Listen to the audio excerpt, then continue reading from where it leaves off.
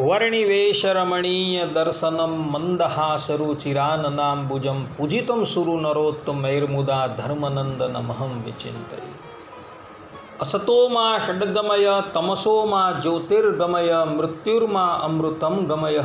ઓમ શાંતિ શાંતિ શાંતિ. આજની જ્ઞાન સભાની અંદર પધારનારા બધા જ ભગવદ્ ભક્તોને વેદાંતાચાર્ય પુરાણ ઇતિહાસાચાર્ય અમે ફિલોસોફી શાસ્ત્રી રાકેશભાઈના હિતપૂર્વક જય સ્વામિનારાયણ. ભક્તો, ગયા વખતની જ્ઞાન સભાની અંદર આપણે બધાએ શ્રીમદ ભાગવતના દસમ સ્કંદની અંદર જે ગોપી ગીત આવે છે તેની કથા શ્રવણ કરી હતી. ભગવાન શ્રી કૃષ્ણ ગોપીઓનો ત્યાગ કરીને જતા રહે છે અને એવી અવસ્થાની અંદર ગોપીઓના મુખમાંથી જે ગીત સ્રવે છે એને ગોપી ગીત કહેવાય છે. ભક્તો, પ્રેમ જે છે એ પ્રેમની 7 અવસ્થાઓ છે. પ્રથમ અવસ્થા છે સ્નેહ, દ્વિતીય માન, તૃતીય પ્રણય, ચતુર્થ રાગ, 5 અનુરાગ, 6 ભાવ અને 7મી અવસ્થા જે છે એ મહાભાવ છે. સ્નેહ અવસ્થા કોને કહેવાય? તો જ્યારે પ્રિયતમની સાથે સ્નેહ થતો હોય ત્યારે હૃદય જે છે એ પીગળવા માંડતું હોય છે. આને સ્નેહ કહેવાય છે. માન કોને કહેવાય? તો જ્યારે સ્નેહ જે છે એ અતિશય વૃદ્ધિ પામે અને એ ઘનીભૂત થઈ જાય અને પ્રિયતમને એ પોતાનો માનવા લાગે અને તે વખતે કોઈક બાબતની અંદર પ્રિયતમની સાથે જે અણબનાવ બને અને એને લઈને પ્રિયતમ થકી પરાંગમુખ થઈ જવાય તેને કહેવામાં આવે માન, અર્થાત કે રૂઠી જવાય એને કહેવાય માન. પ્રેમની તૃતીય અવસ્થા જે છે એનું નામ છે પ્રણય. આ જે સ્થિતિ છે એ માનથી અગાળની સ્થિતિ છે. આ અવસ્થાની અંદર પ્રિયા અને પ્રિયતમને એવું લાગતું હોય છે કે અમે બંને એક થઈ ગયા છે. જેમ ગોપીઓ જે છે કૃષ્ણ અહમ પશ્યતિ લલિતામ ઇતિ તન્મતામ. ભગવાનના વિયોગની અંદર ગોપીઓ જે છે એ પોતાને કૃષ્ણ રૂપે અનુભવ કરતી હતી. તો આવી અવસ્થા જે છે એને પ્રણય કહેવામાં આવે છે. ચતુર્થ અવસ્થા જે છે એ રાગ અવસ્થા છે. પ્રિયતમનો વિયોગ થઈ જાય અને એ વિયોગ અવસ્થાની અંદર પણ અપાર કષ્ટનો અનુભવ થાય છતાં પણ એ પ્રેમી ભક્ત જે છે એમાં પણ ભગવાનની કૃપાને જ જોતો હોય તો એને કહેવામાં આવે રાગ. પ્રેમની 5મી અવસ્થા જે છે એ અનુરાગ છે. પ્રેમના વિકાસના ક્રમની અંદર આ એક પડાવ છે. આ એક વિચિત્ર સ્થિતિ છે કે જેની અંદર પ્રેમી જે છે એ પોતાના પ્રિયતમને માટે જળ બનવાનું પણ સ્વીકારતો હોય. અર્થાત કે પોતાના પ્રિયતમના ચરણની રેણુ બનવાનું પણ જે સ્વીકારતો હોય તો એને કહેવામાં આવે છે અનુરાગ ભાવ. પ્રેમની 7મી અવસ્થા જે છે એ ભાવ અવસ્થા છે કે જે ભાવ અવસ્થાની અંદર તમોગુણ અને રજોગુણ જે છે એ સમાપ્ત થઈ જતો હોય છે અને કેવલ વિશુદ્ધ સત્વગુણ જે છે એની અંદર સ્થિત રહેતો હોય છે અને એની અંદર પ્રેમીને પોતાના પ્રિયતમની ઉપર અટલ વિશ્વાસ હોય છે.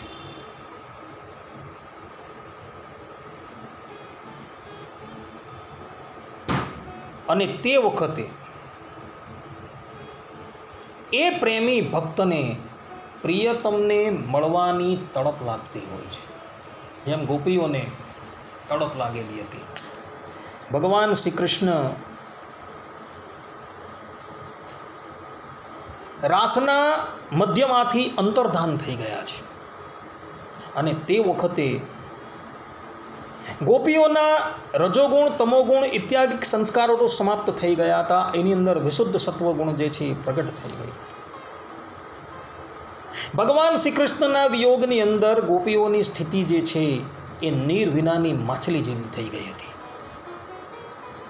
એ ભગવાનને માટે તડપતી હતી. આવી જે અવસ્થા થઈ જાય ને તેને કહેવામાં આવે છે ભાવ. અને ભાવ કરતા પણ અંતિમ અવસ્થા જે કહેવામાં આવે છે મહાભાવ. આ મહાભાવની અંદર તો જે પ્રિયતમ હોય છે એ પ્રિયતમ પોતાના પ્રેમીને મળવા માટે આકુળ વ્યાકુળ થતો હોય છે. ભાવની અંદર પ્રેમી જે છે એ પ્રિયતમને મળવા માટે આકુળ વ્યાકુળ થતો હોય છે, જ્યારે મહાભાવની અંદર પ્રેમીની અવસ્થા એવી થઈ ગઈ હોય છે કે પ્રિયતમ જે છે એ પ્રિયતમ પોતાના પ્રેમીને મળવા માટે આકુળ વ્યાકુળ થતો હોય છે. ગોપીની અવસ્થા જે છે એ મહાભાવથી યુક્ત થઈ ગઈ છે. જો હવે કદાચ ગોપીઓને ભગવાનના દર્શન ન થાય તો ગોપીઓનો દેહ છે એ રહે એમ હતો જ નહીં. એટલે ગોપીઓનો દેહ ટકાવવા માટે એ પરબ્રહ્મ પરમાત્મા એનું ગીત સાંભળી, એની વ્યાકુળતા જોઈ, એની સન્મુખ પ્રગટ થઈ ગયા. એને મળવા માટે એ પરબ્રહ્મ પરમાત્મા જે છે એ પ્રગટ થઈ ગયા. અને હવે એ ભગવાન પ્રગટ થઈ ગયા ત્યારે ગોપીઓએ ભગવાન શ્રી કૃષ્ણ સાથે શું શું કર્યું તેનું વર્ણન હવે સુખદેવજી મહારાજ કરી રહ્યા છે. 32મા અધ્યાયની અંદર, અર્થાત શ્રીમદ ભાગવતના 10મ સ્કંદના 32મા અધ્યાયની અંદર ભગવાન શ્રી કૃષ્ણ ગોપીઓને દર્શન આપવા પધારે છે તેનું વર્ણન થાય છે. સુખદેવજી મહારાજ પરીક્ષિતને કહે છે, ઇતિ ગોપ્ય પ્રગાયંત્ય પ્રલપંત્યશ્ચ ચિત્રધા રૂરુદુહુ સુસ્વરમ રાજન કૃષ્ણ દર્શન લાલસા. અર્થાત કે હે પરીક્ષિત, ભગવાનની પ્રિય ગોપીઓ વિરહના આવેશમાં આ પ્રમાણે જાત જાતના ગીત પ્રલાપ કરવા લાગી. પોતાના પ્રિય કૃષ્ણના દર્શનની લાલસાથી તે પોતાને રોકી ન શકી. કરુણાજનક સુમધુર સ્વરથી પ્રલાપ કરતી એ રડવા લાગી.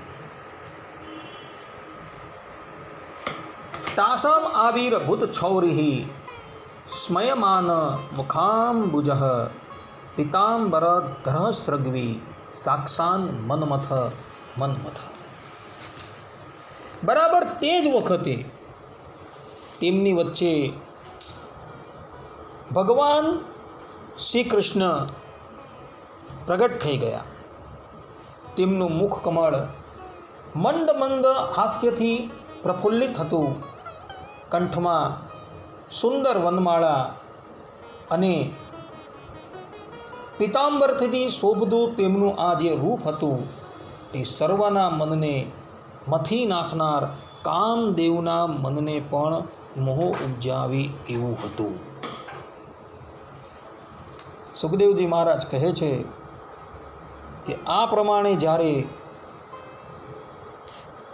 ગોપીઓની પોકાર સાંભળાય ત્યારે ભગવાન શ્રી કૃષ્ણ જે સર્વવ્યાપક છે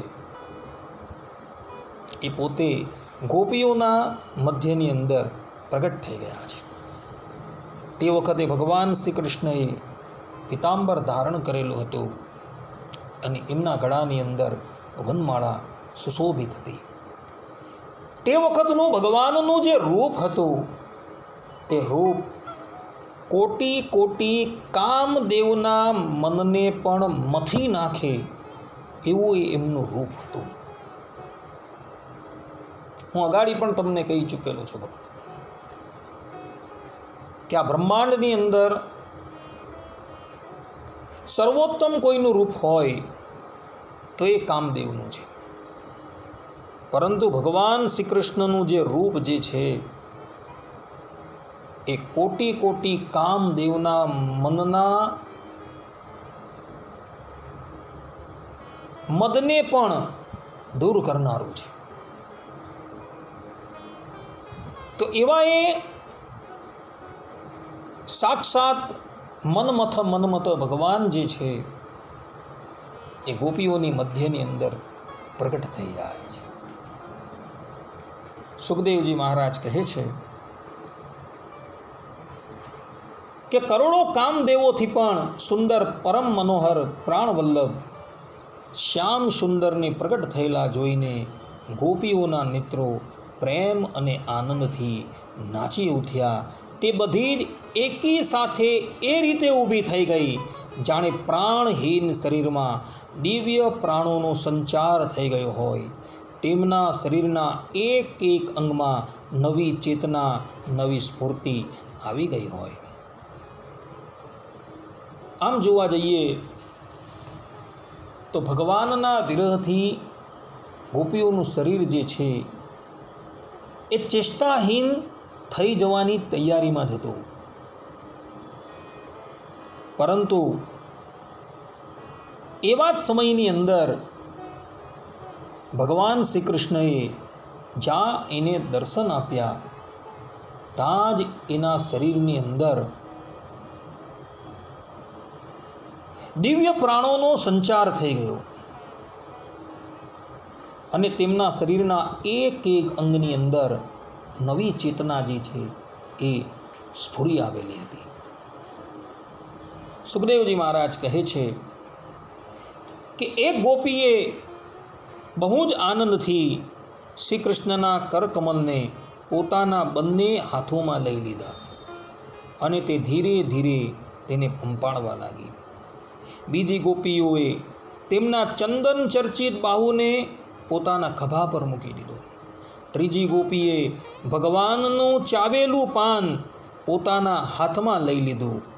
ચોથી ગોપી જેના હૃદયમાં ભગવાનના વિરહથી ખૂબ બળતરા થઈ રહી હતી બેસી ગઈ અને તેમના ચરણકમળને પોતાના વક્ષસ્થલ્ય ઉપર પધરાવી દીધા. પાંચમી ગોપી પ્રણય કોપથી વિવલ થઈને ભ્રકુટી ચડાવીને દાંતોથી ઓઠ દબાવીને પોતાના કટાક્ષ બાણોથી વેંધતી તેમના તરફ તાકવા લાગી. છઠ્ઠી ગોપી પોતાની આંખોની પાપણો પાડ્યા વિના તેમના મુખ કમળના મકરંદ રસનું પાન કરવા લાગી. પરંતુ જેમ સંત પુરુષો ભગવાનના ચરણોના દર્શનથી ક્યારેય તૃપ્ત થતા નથી તે પ્રમાણે તે તેમની મુખ માધુરીનું નિરંતર પાન કરતી રહેવા છતાં પણ તૃપ્ત થતી ન હતી. સાતમી ગોપી નેત્રોના માર્ગથી ભગવાનને પોતાના હૃદયમાં લઈ ગઈ અને પછી તેણે આંખો બંધ કરી લીધી. હવે મનથી જ ભગવાનનું આલિંગન કરવાથી તેનું શરીર રોમાંચિત થઈ ગયું. રોમ રોમ નાચી ઉઠી અને તે સિદ્ધ યોગીઓની જેમ પરમાનંદની અંદર મગ્ન થઈ ગઈ. ભગવાન શ્રી કૃષ્ણ ગોપીઓના મધ્યની અંદર પ્રગટ થઈ ગયા એટલે ગોપીઓ જે છે એ એક સાથે ઊભી થઈ જાય છે. કોઈક ગોપી જે છે એ ભગવાનનો હાથ પકડી લે છે. કોઈક ગોપી ભગવાનના મુખની અંદર જે તાંબુલ હોય છે એ તાંબુલ પોતાના હાથની અંદર લઈ લે છે. એક ગોપીના હૃદયની અંદર અતિશય બળતરા થતી હતી તો પોતાના તાપની શાંતિને અર્થે ભગવાનના કોમળ કોમળ જે ચરણાર વિંદર છે એણે પોતાના વક્ષસ્થલની ઉપર પધરાવી દીધા, જેથી કરીને એના હૃદયની અંદર જે તાપ હતો એ તાપ શાંત થઈ ગયો. તો એક ગોપી હતી, એક ગોપીએ મનોમન ભગવાનની મૂર્તિ જે છે, ભગવાનનું સ્વરૂપ છે તેને હૃદયમાં પધરાવી દીધું અને હૃદયમાં પધરાવી એ મનોમન ભગવાનને આલિંગન કરવા લાગી. કોઈક ગોપી તો પોતાના નેત્રના કટાક્ષ દ્વારા ભગવાનની સામું જોવા લાગી. કોઈક ગોપી તો પ્રકૃતિ ચડાવીને ક્રોધિત અવસ્થાની અંદર ભગવાનને સન્મુખ જોવા લાગી, જાણે એ એમ બતાવતી હોય કે આપ શ્રી અમને છોડીને કેમ ચાલ્યા ગયા. આ પ્રમાણે અનંત ગોપીઓ જે છે એ બધી જ ગોપીઓ ભગવાનના પ્રાગટ્યથી અત્યંત આનંદિત થઈ ગઈ છે. સુખદેવજી મહારાજ કહે છે કે હે પરીક્ષિત, જ્યાં મુમુક્ષુજનો પરમ જ્ઞાની સંત પુરુષને પ્રાપ્ત કરીને સંસારની પીડાથી મુક્ત થઈ જાય છે, તે જ પ્રમાણે બધી ગોપીઓને ભગવાન શ્રી કૃષ્ણના દર્શનથી પરમ આનંદ અને પરમ ઉલ્લાસ પ્રાપ્ત થયો. તેઓ વિરહજન્ય તાપથી મુક્ત થઈને પરમ શાંતિની અનુભૂતિ કરવા લાગી, અર્થાત કે તેને પરમ શાંતિને પ્રાપ્ત થઈ. જે પ્રમાણે મુક્તિની ઈચ્છાવાળો કોઈ સાધક હોય તેને કોઈ ભગવાનના પ્રેમી ભક્તની પ્રાપ્તિ થઈ જાય છે અને એના સંગથી એ સંસારના બંધનોનો ત્યાગ કરી પરમાત્માની પ્રાપ્તિ કરી લે છે. તે જ પ્રમાણે ગોપીઓને ભગવાન શ્રી કૃષ્ણના દર્શન થવાથી એ પણ વિરહજન્ય તાપથી મુક્ત થઈ ગઈ અને એને પણ પરમાનંદની પ્રાપ્તિ થઈ ગઈ. કારણ કે પરબ્રહ્મ પરમાત્મા જે છે એ સ્વયં આનંદ રૂપ છે. એષઃ આનંદમય બ્રહ્મ ઉપનિષદમાં કહ્યું છે કે પરબ્રહ્મ પરમાત્મા જે છે એ આનંદમય છે. હવે એવા આનંદમય પરબ્રહ્મ પરમાત્માને જે પણ કોઈ જીવાત્મા પ્રાપ્ત થાય એના ત્રણેય તાપો જે છે એ નિવૃત્ત થઈ જાય.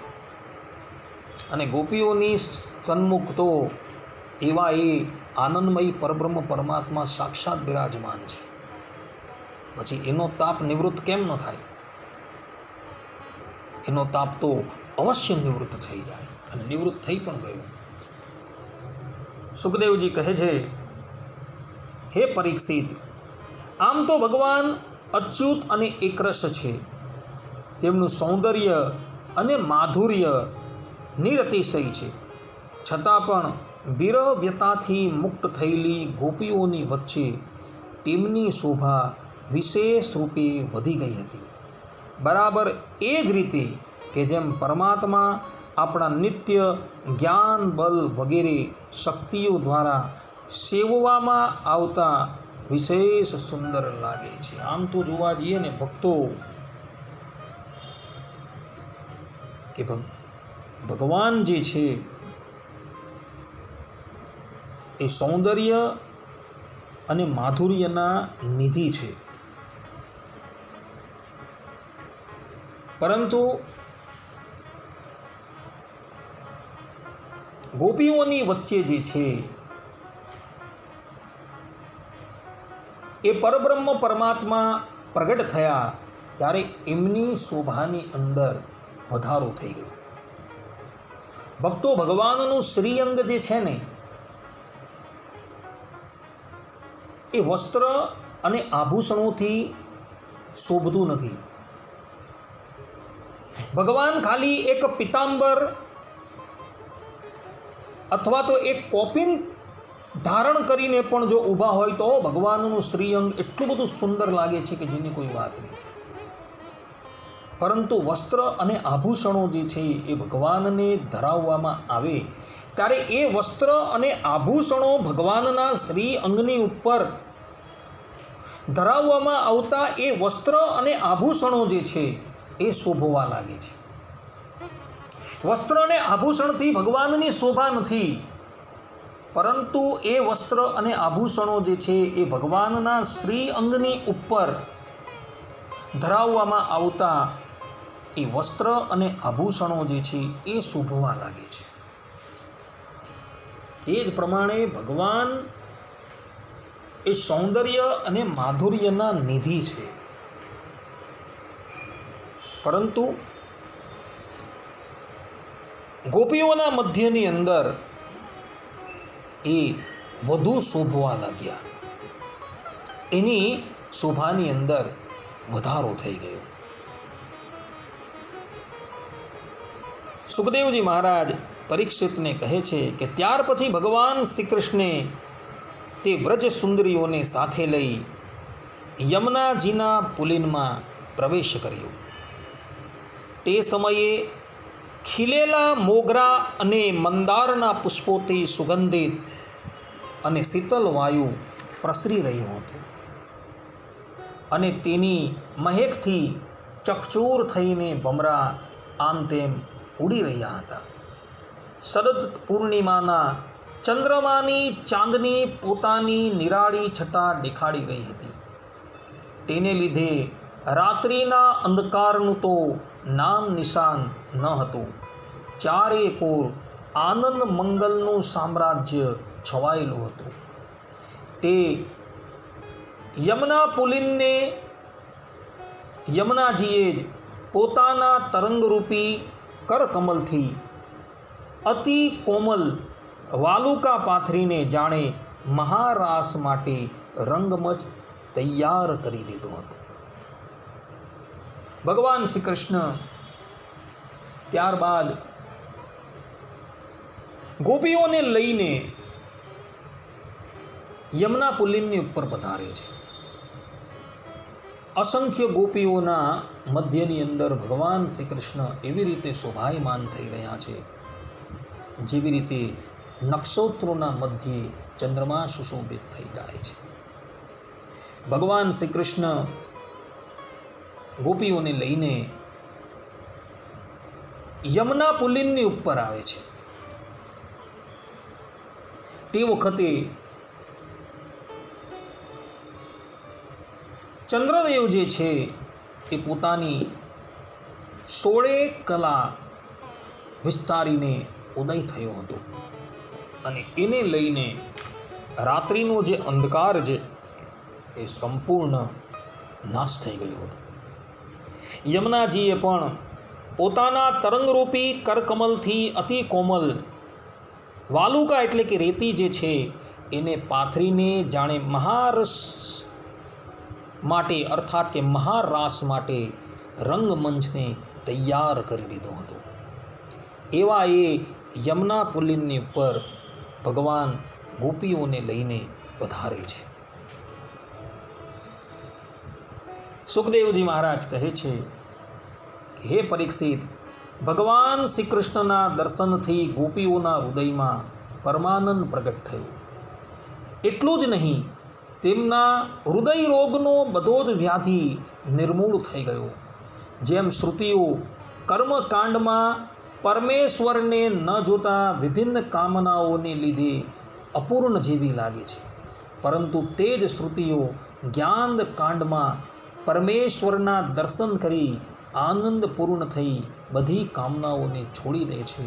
તેમ ગોપીઓ પ્રથમ ભગવાનના સાન્નિધ્ય વિના શોકાતુર બની ગઈ હતી, અને પછી શ્રી કૃષ્ણના દર્શન કરી પૂર્ણ કામ થઈ ગઈ. ગોપીજનોએ હવે પોતાના વક્ષસ્થળ પરના કંકુ કેસરવાળું ઉત્તરીય વસ્ત્ર ભગવાનના આસન માટે બિછાવી દીધું. ભક્તો, ભગવાન શ્રી કૃષ્ણના દર્શનથી ગોપીઓના હૃદયની અંદર પરમાનંદ પ્રગટ થઈ ગયો છે. અને એ પરમાનંદ પ્રગટ થઈ ગયો હોવાથી એના હૃદયના જેટલા પણ રોગો જે છે એ બધા જ નિર્મૂળ થઈ ગયા છે.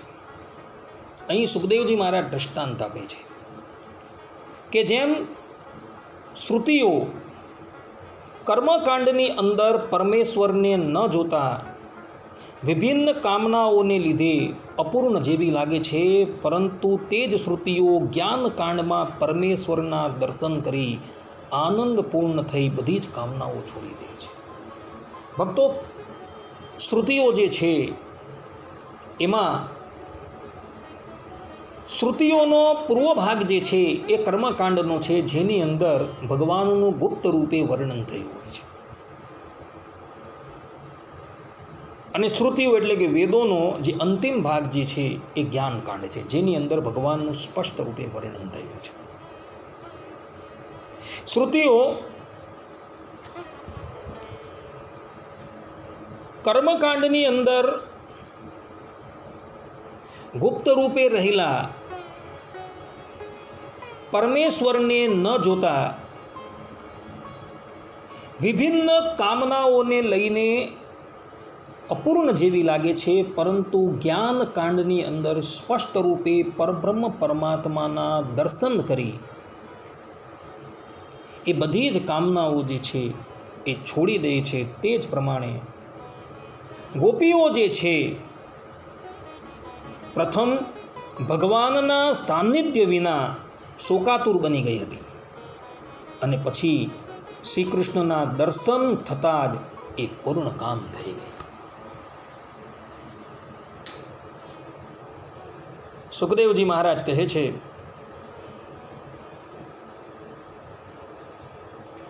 કે હે પરીક્ષિત, મોટા મોટા યોગેશ્વરો પોતાની યોગ સાધનાથી પવિત્ર બનેલા પોતાના હૃદય સિંહાસન પર સર્વશક્તિમાન ભગવાનને બેસાડી શકતા નથી. તે જ પરમાત્માને યમુનાજીની રેતીમાં પોતાના ઉત્તરીય વસ્ત્રના આસન પર ગોપીઓએ બેસાડી દીધા. હજારો હજાર ગોપીઓની મધ્યમાં તેમના દ્વારા પૂજાયેલા શ્રી કૃષ્ણ ભગવાન અત્યંત શોભી રહ્યા હતા. હે પરીક્ષિત, ત્રણેય લોકમાં ત્રણેય કાળમાં જેટલું પણ સૌંદર્ય પ્રગટ થાય છે તે તમામ સૌંદર્યના એકમાત્ર આશ્રય ભગવાન શ્રી કૃષ્ણ છે. સુખદેવજી કહે છે કે મોટા મોટા યોગેશ્વરો યોગ સાધના કરીને પણ જે પરબ્રહ્મ પરમાત્માને પોતાના હૃદય સિંહાસનની ઉપર બિરાજમાન કરી શકતા નથી, એવા એ પરમાત્માને ગોપીઓએ યમુનાજીના પુલિનની ઉપર રેતી પર પોતાના ઉત્તરીય વસ્ત્ર પાથરીને એના પર બિરાજમાન કરાવી દીધા. જે ઉત્તરીય વસ્ત્ર આંસુઓની ધારાથી અતિશય મલિન થઈ ગયું હતું, એવા મલિન આસનની ઉપર એ ગોપીઓએ ભગવાનને બિરાજમાન કરી દીધા, અને પરબ્રહ્મ પરમાત્મા જે છે એ આસનની ઉપર બિરાજમાન થઈ ગયા. ભક્તો, ભગવાન જે છે ને એ કેવલ ભાવ જુએ છે. એ ભાવ જોઈને પત્ર પુષ્પમ ફલમ તોય એ બધું જ ગ્રહણ કરી લે છે. અહીં ગોપીઓનો ઉચ્ચ કક્ષાનો ભાવ છે. જે આસન એ પરબ્રહ્મ પરમાત્માને યોગ્ય નથી, પરબ્રહ્મ પરમાત્માની મહાનતા આપણે જોઈએ તો ગોપીઓએ આપેલું એ આસન જે છે એ એને માટે યોગ્ય નથી, પરંતુ ભગવાને એનો પણ સહજ રૂપે સ્વીકાર કરી લીધો છે, અને પરબ્રહ્મ પરમાત્મા જે છે એ આસનની ઉપર પણ બિરાજમાન થઈ ગયા છે. સુખદેવજી મહારાજ કહે છે કે ભગવાન શ્રી કૃષ્ણ પોતાના અલૌકિક સૌંદર્ય દ્વારા ગોપીઓના પ્રેમ અને આકાંક્ષાઓને વધારે તીવ્ર બનાવી રહ્યા હતા. ગોપીઓએ હાસ્ય અને લીલાઓ પૂર્ણ અવલોકન કરીને વિલાસ કરતી ભ્રકુટીથી શ્રી કૃષ્ણનું સ્વાગત કર્યું. કોઈકે તેમના ચરણ કમળને પોતાના ખોળામાં લઈ લીધા તો કોઈએ તેમના કરકમલને. ભગવાનના સંસ્પર્શનો આનંદ લઈ રહેલી ગોપીઓ ક્યારેક બોલી ઉઠતી, કેટલા કોમળ છે, કેટલા મધુર છે. ત્યારબાદ શ્રી કૃષ્ણના અંતર્ધાન થઈ જવાથી મનોમન થોડો અણગમો દેખાડીને તેમના મોઢેથી તેમનો દોષ સ્વીકારવા માટે તે કહેવા લાગી. ભગવાન શ્રી કૃષ્ણજી છે એ યમુનાજીના પુલિન તટની ઉપર બિરાજમાન થઈ ગયા છે. ગોપીઓએ આપેલા આસનની ઉપર ભગવાન બિરાજમાન છે. કોઈ ગોપીઓ ભગવાનનો હાથ પકડીને બેઠી છે અને કોઈક ગોપીઓ પોતાના ખોળાની અંદર ભગવાનના ચરણારવિંદર પધરાવી પ્રેમપૂર્વક જે પ્રમાણે લક્ષ્મીજી ભગવાનના ચરણ ચાપે છે તે જ પ્રમાણે તે ભગવાન શ્રી કૃષ્ણના ચરણ ચાપવા લાગી. કેટલીક ગોપીઓ એવું બોલવા લાગી કે હે પ્રભુ, તમારા હાથ કેટલા કોમળ છે. કોઈક ગોપી એવું બોલવા લાગી કે હે પ્રભુ, તમારા ચરણ જે છે એ કેટલા કોમળ છે. ત્યારબાદ શ્રી કૃષ્ણના અંતર્ધાન થઈ જવાથી મનોમન થોડો અણગમો દેખાડથી ગોપીઓ જે છે એ ભગવાન શ્રી કૃષ્ણને કહેવા લાગી. ગોપીઓએ શું કહ્યું એની ચર્ચા આપણે હવે પછીની કથાની અંદર કરશું. ત્યાં લગીન બધા જ ભગવદ્ ભક્તોને હેતપૂર્વક જય સ્વામિનારાયણ. સર્વે સંતુ નિરામયઃ, સર્વે સુખીનો ભવંતુ, સર્વે ભદ્રાણિ પશ્યન્તુ, મા કશ્ચિત દુઃખ ભાગ ભવેત. અસ્તુ. જય સ્વામિનારાયણ.